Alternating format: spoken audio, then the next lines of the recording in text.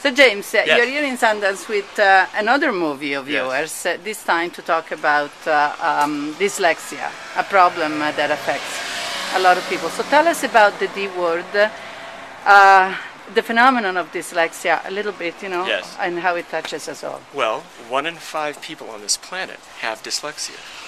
So, and, you know, 1 in 10 have it profoundly. And it affects the way you read, it affects the speed at which you read.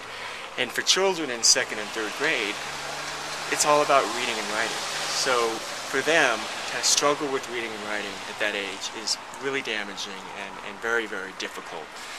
However, with dyslexia, you know, there's this misconception that somehow dyslexics are stupid or dumb, you know.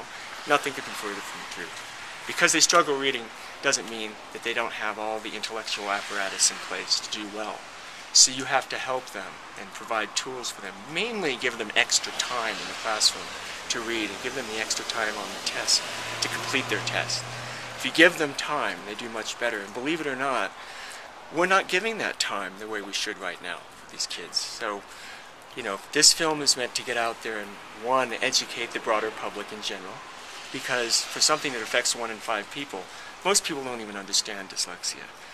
And so that's one goal. The other goal is to get to all the stakeholders that interact with dyslexics and make decisions about their education.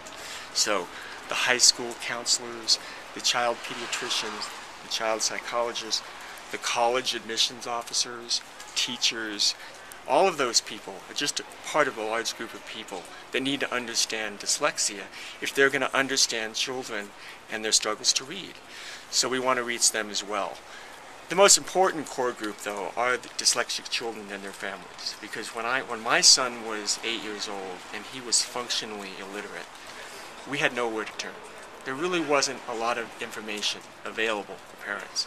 So I made the movie that I wish I could have seen when my son was in 3rd grade. And what's it important for you? How important is for you to have the movie here in Sundance, a place you have known since you were a kid, pretty much? Right. Well, Sundance is obviously one of the best places in the world to show your documentary work, and I'm really proud to be here. It is a little bit complicated because I am a Redford after all.